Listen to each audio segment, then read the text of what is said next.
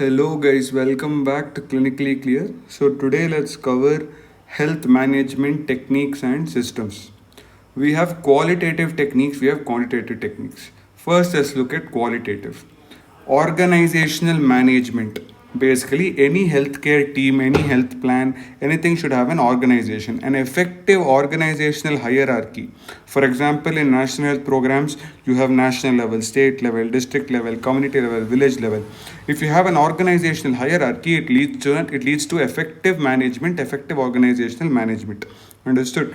And this hierarchy should be periodically reviewed and it should be changed if necessary. It's not like the same people will be in the superior position, same people will be in inferior position. You can review it, you can change it if necessary. Second is personal management. Personal management is everything to do with the individual employee or the individual member.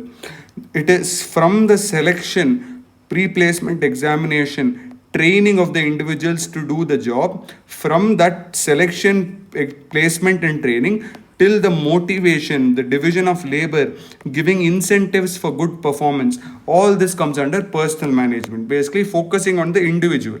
Understood? This is personal management. Communication is important between the team members in the healthcare team. That is important between the healthcare team and the general public, between the healthcare team and the government. All three communications should be extremely effective, it should be smooth. If there is no communication or if the communication is poor, then the quality of healthcare service decreases and there is a delay in services, delay in reporting data, delay in notifying diseases, delay in treatment, delay in various healthcare services when the communication is poor. Understood? So communication is extremely important. Health information system. What is health information system?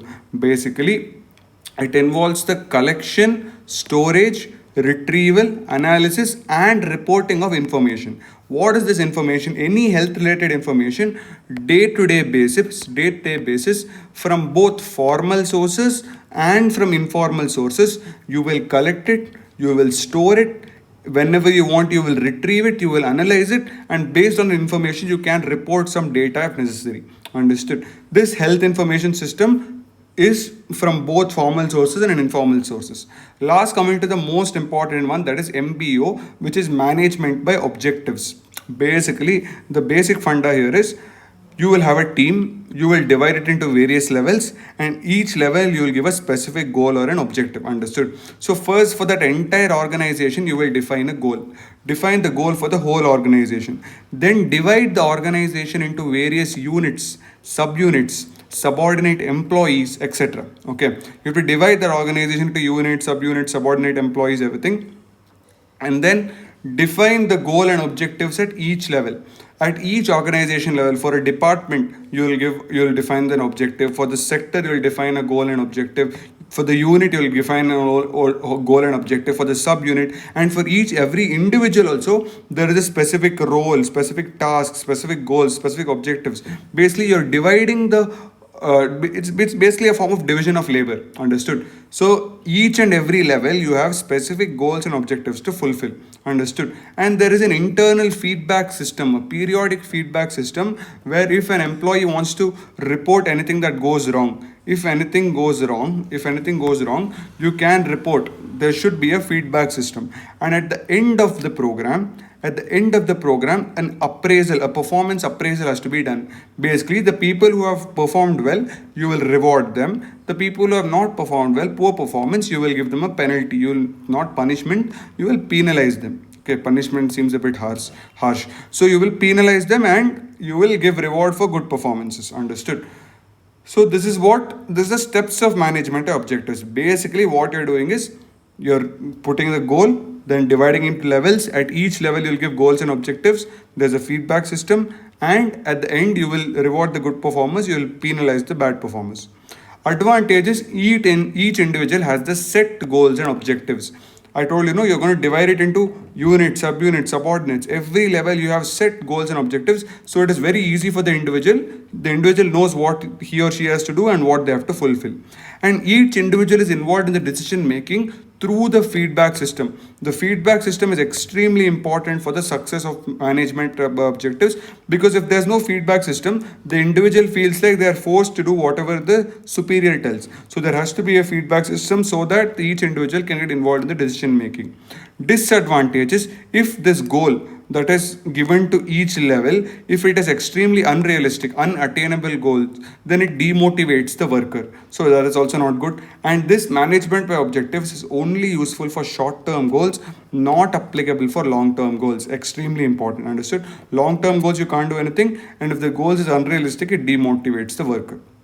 So these are the qualitative methods: organizational management, personal management, communication, health information system, management by objectives. Next, coming to quantitative methods. First of all, we have network analysis. Basically, this is when a health project is represented in terms of a network diagram. Network diagram comes under something known as PERT, Program Evaluation and Review Technique, where you'll give a sequential representation of the health project. That is, step A followed by step B followed by step C and D. Then for D you have to do E. Only once you do C and D you can come to F. Once you do F you have to go to G. So you'll have certain steps and you'll have certain sequence that you have to follow to complete the health project. That is program evaluation and review technique. This sequence is comprised of two parts. The nodes are the events, and the arrows are the activities. So these are the activities. Basically, nodes are milestones. They are completed tasks. Example, if a public health project is a vaccination drive, then node B could be, procurement of vaccination. So how much ever stocks you need of the vials have been procured. That is stock. That is node B. But this arrow, for the procurement of the vials, you have to place order, you have to tell them how many vials you want, you have to approximate, you have to do all the calculation. No, that is an activity. So that comes under the arrow. So arrows are the one that actually consume time. Okay. Now the time required, the expected time for the whole health project is given by O plus 4M plus P divided by 6. Okay. O is the optimistic time. It is the fastest time you can complete the health project. P is the pessimistic time. If something goes wrong, the longest possible time to complete the health project is P. M is the most likely time. Understood? So through this you can get the expected time to complete the health project. How do we calculate the optimistic time? Through something known as critical path method. This again is extremely important. What is critical path? Basically, if one event like event D let's take event C. Event C, accomplishing event C takes the longest time. This takes very long time. So what happens is this path becomes the critical path. But before doing C, you cannot come to F. To get to F, you need to do both C and E. So this is absolutely necessary, and it also takes the longest time.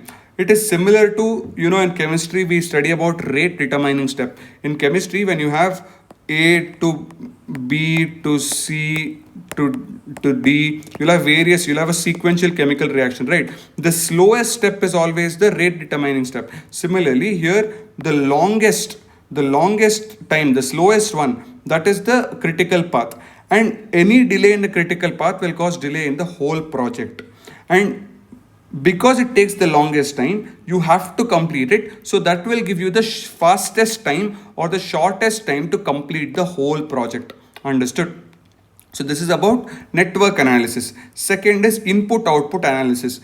Input to a health project is the raw material you put, the money you put, the manpower, the resources. Basically, the resources is input. Output is the number of lives you saved, or it could be the amount of money you saved. But most commonly, we're talking about large scale projects like national health programs. So it is the number of lives you saved. This input by output, if it is in ideal conditions, then it is known as efficiency.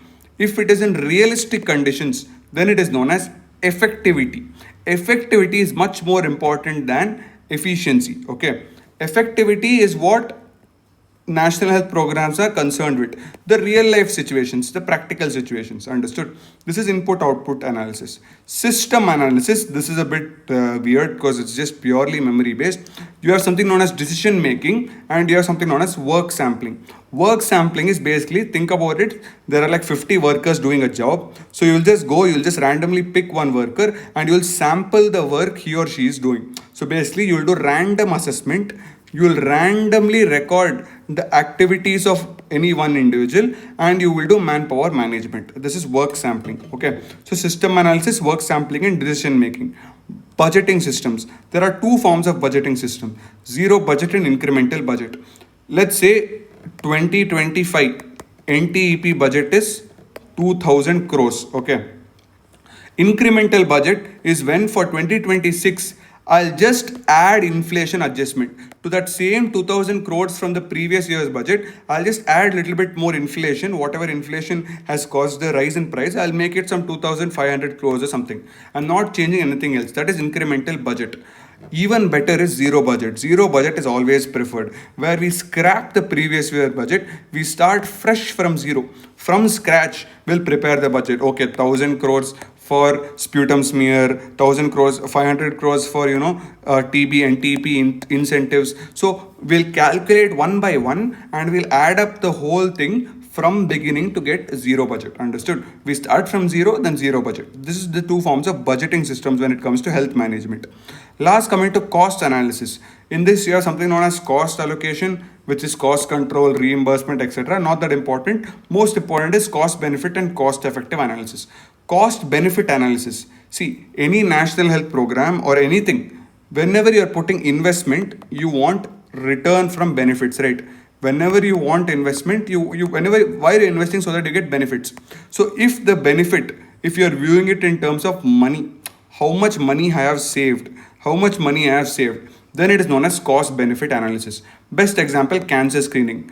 Cancer screening, I am spending only 2000 or 3000 rupees on that cancer screening test. But if I do early detection of cancer, then I'm saving so much money in terms of chemotherapy, invasive surgeries, all that I don't need. Some short course of radiation, it will finish the cancer, more than enough. Okay. So this is when you're viewing the benefit in terms of money. When the benefit, the return is viewed in terms of the number of lives saved, how many lives I have saved, then it is known as cost effective analysis. Best example, national health programs.